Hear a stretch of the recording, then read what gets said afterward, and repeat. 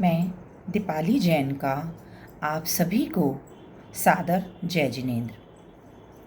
आचार्य कुंद कुंद के पंच परमागमों में समयसार सर्वाधिक महत्वपूर्ण ग्रंथ है। आचार्य अमृतचंद्र, आचार्य जयसेन जैसे पूर्व दिग्गज आचार्यों ने इसकी टीकाएं की हैं। वर्तमान में क्षुल्लक गणेश प्रसाद जी एवं क्षुल्लक मनोहर लाल वर्णी जी ने भी इस पर टीकाएं लिखी हैं।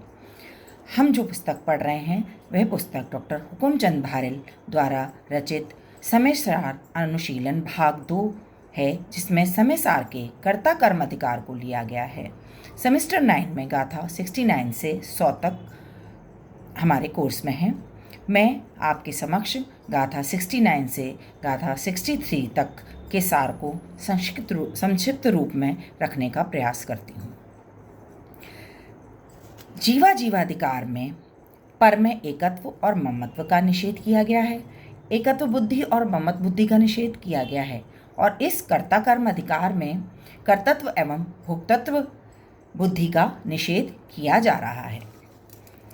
आचार्य अमृतचंद्र इस अधिकार की टीका लिखने के प्रारंभ में ही उस ज्ञान ज्योति को स्मरण कर रहे हैं जो इस कर्ता कर्म संबंधी अज्ञान का अभाव करती हुई प्रकट होती है। सबसे पहले कलश 46 को मंगलाचरण के रूप में लिया गया है। मंगलाचरण में समस्त पदार्थों को भिन्न भिन्न प्रत्यक्ष जानने वाली अत्यंत धीर परम उद्धात केवल ज्ञान ज्योति को नमस्कार किया गया है, क्योंकि यह ही अज्ञानियों के कर्ता कर्म संबंधी अज्ञान को नाश करने में समर्थ है। जीवाधिकार के मंगलाचरण में इस ज्ञान ज्योति को धीर और उद्धात कहा था, परंतु यहाँ अत्यंत धीर और परम उद्धात कहा है। एकत्व और ममत्व संबंधी अज्ञान से कर्तत्व और भोक्तत्व संबंधी अज्ञान के नाश के लिए अत्यंत धीरता और परम उदारता की आवश्यकता है। समय सार की गाथा 69 और 70 इन गाथाओं में स्पष्ट किया है कि बंध का मूल कारण क्या है। इस बंध का मूल कारण अज्ञानजन्य कर्ता कर्म की प्रवृत्ति है और जब तक इस कर्ता कर्म प्रवृत्ति से निवृत्ति नहीं होगी तब तक कर्म का बंध भी नहीं रुकेगा। जब तक यह जीव आत्मा और आश्रवों के भेद और अंतर को नहीं जानता तब तक वह अज्ञानी होते हुए क्रोधादि आश्रवों में प्रवर्तता है और इससे कर्म का संचय होकर कर्मों का बंध होता है, ऐसा सर्वदर्शी भगवान ने कहा है। जब तक निज भगवान आत्मा अनुभूति का विषय नहीं बनेगा, आत्मानुभूति नहीं होगी, तब तक कर्ता कर्म की प्रवृत्ति भी निवृत्त नहीं होगी और तब तक बंध का निरोध भी नहीं होगा। समय सार गाथा 71 इस गाथा में बंध का मूल कारण अज्ञानजन्य कर्ता कर्म की निवृत्ति कब और कैसे होगी ये पूछा है, तो उसके उत्तर में आचार्य कहते हैं कि जब तक यह जीव आत्मा और आश्रमों के अंतर और भेद जानता है तब तक उसे बंध नहीं होता। ज्ञान मात्र से ही यहाँ बंध का निरोध सिद्ध किया गया है। आत्मा तो शुद्ध ज्ञानानंद स्वभावी है, अतः निर्मल ज्ञान आनंद रूप परिणमन करने वाला ही आत्मा है। शुद्ध चैतन्य में वस्तु का वैसा ही परिणमन कर्ता का कर्म है तथा पर के लक्ष्य से जो राग होता है वो मेरा कर्म नहीं है। ज्ञानी का कर्म स्वभाव रूप परिणमन है और अज्ञानी का कर्म राग रूप परिणमन होता है। अनादिकालीन अज्ञान के नाश से सर्वप्रथम चौथे गुण स्थान ही प्रकट होता है। मिथ्यात्व नष्ट होता है, बंध का निरोध होता है और मोक्ष का मार्ग शुरू होता है। समय सार गाथा 72 में प्रश्न उठता है कि ज्ञान मात्र से ही बंध का निरोध कैसे। इसके उत्तर में आचार्य कहते हैं, आत्मा और आश्रम में न केवल भिन्नता है अपितु परस्पर वो विपरीत भी हैं। आश्रव अपवित्र जड़ दुख के कारण है और आत्मा परम पवित्र चेतन अकारण है। यहाँ संपूर्ण आश्रव भावों को अर्थात पापाश्रव एवं पुण्याश्रव भावों को भी दुख का कारण बताया है। जिस भाव से तीर्थंकर नाम कर्म का बंध होता है वह भी बंध का कारण होने से अशुचि है, अपवित्र है और दुख का कारण है। जब जीव ऐसा जान लेता है तो वो उन्हें छोड़ देता है, उनसे आश्रमों से निवृत्त हो जाता है।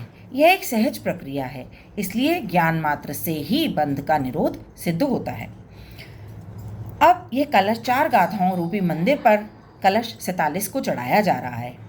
46वें कलश में मंगलाचरण के रूप में जिस धीरवीर सम्यक ज्ञान ज्योति को याद किया गया था, अब उसे ही इस कलश में बताया गया है कि ज्ञान ही ऐसा साधन है जिसके माध्यम से कर्ता कर्म की प्रवृत्ति से निवृत्ति भी होगी और पौद्गलिक कर्म के बंध का भी निरोध होगा।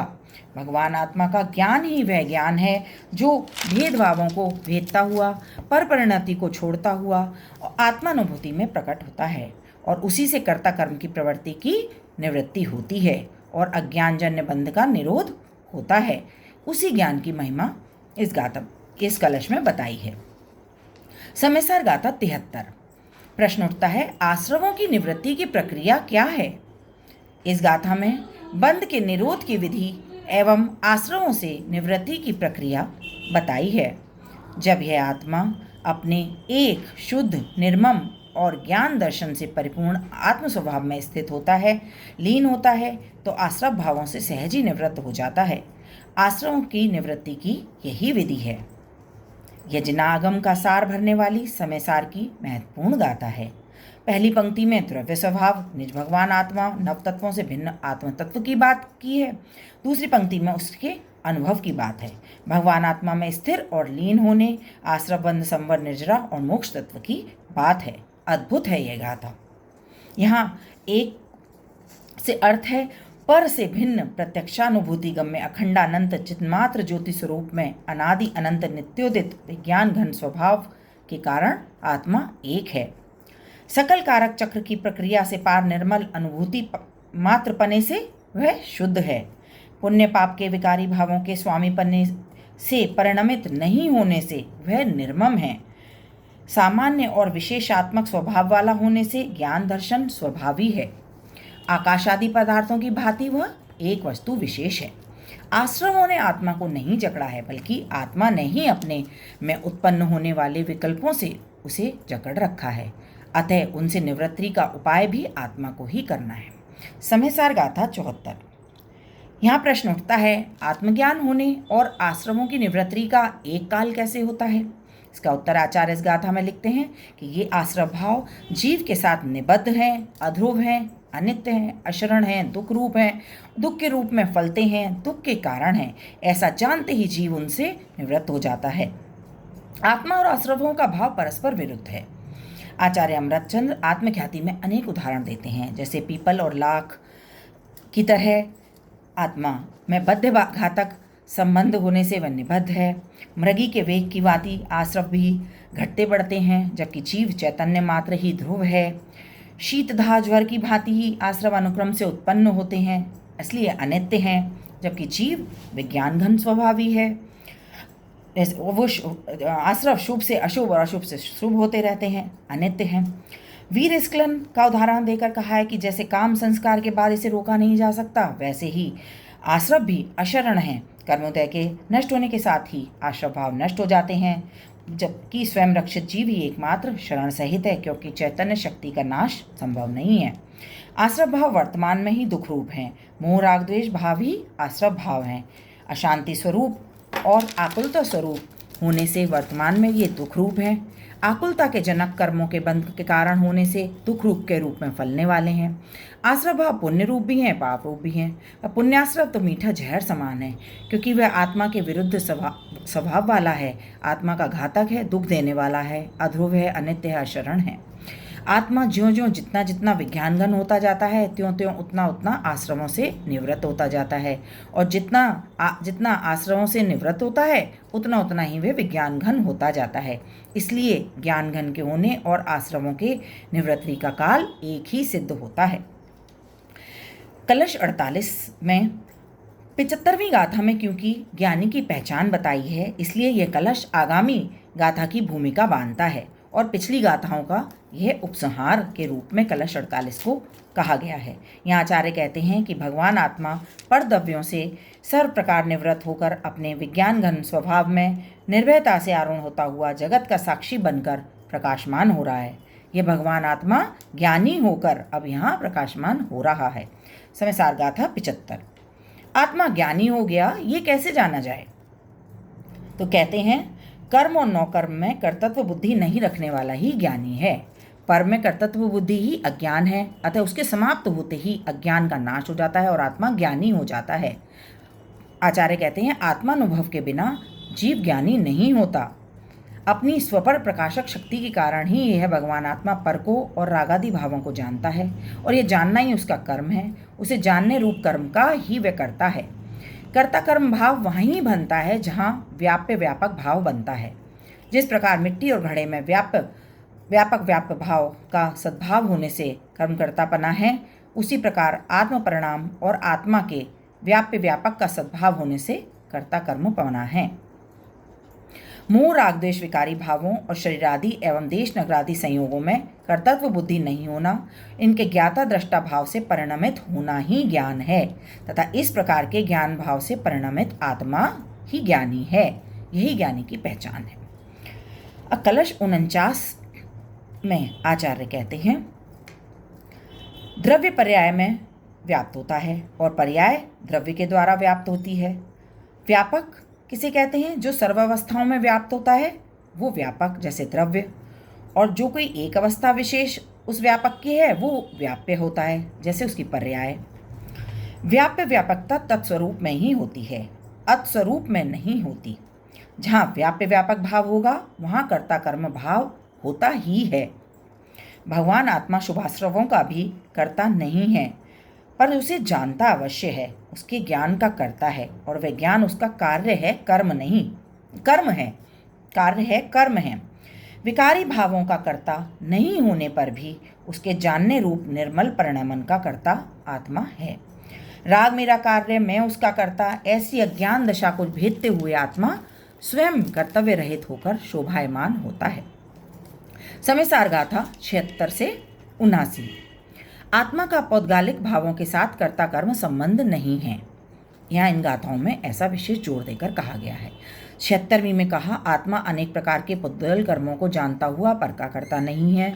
गाथा 77 में कहते हैं, आत्मा अपने परिणामों को जानता हुआ पर का कर्ता नहीं है। 78 में कहते हैं, आत्मा पौद्गल कर्म के अनंत फल को जानता हुआ भी पर का कर्ता नहीं है। 79 में कहते हैं, पौद्गल द्रव्य भी परद्रव्य के भावों का कर्ता नहीं है।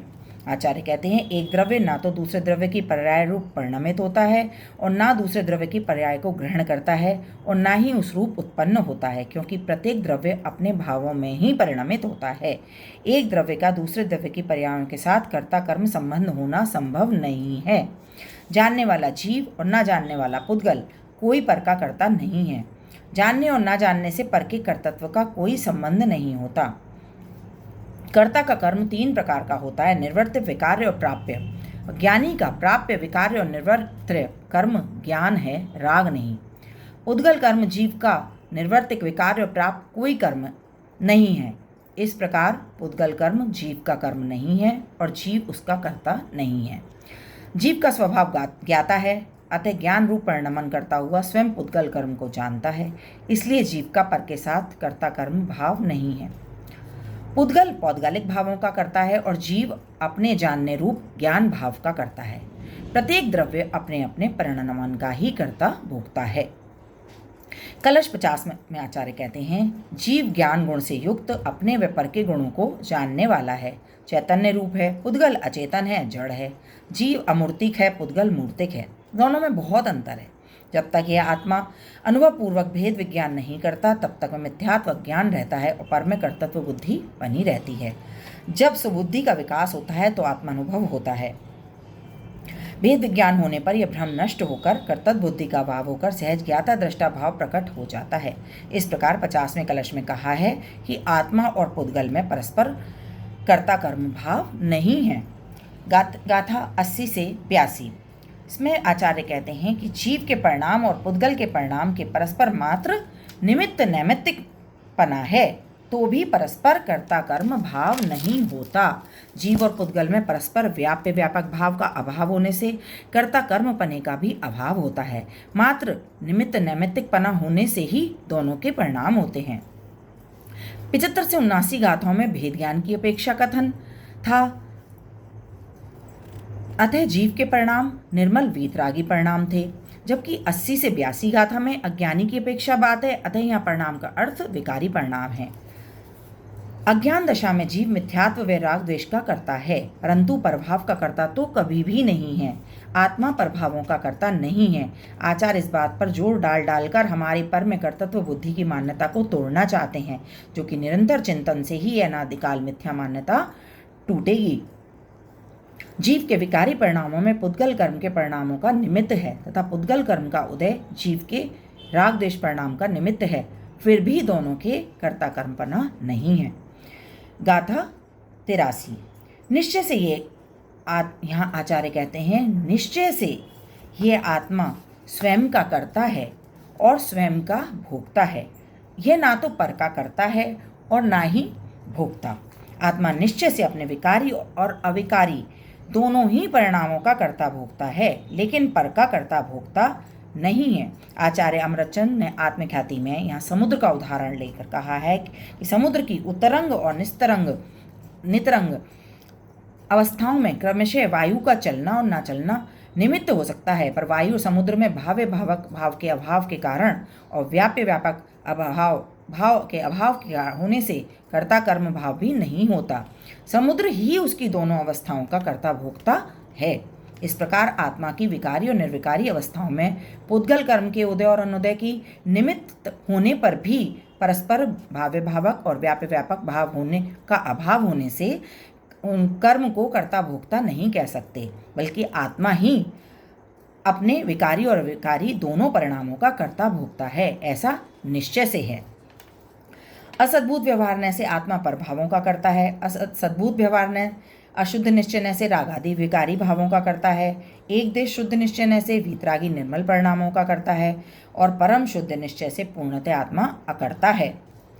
एक द्रव्य दूसरे द्रव्य का कर्ता भोक्ता नहीं है, अपितु प्रत्येक द्रव्य अपनी अपनी पर्यायों का ही कर्ता भोक्ता है।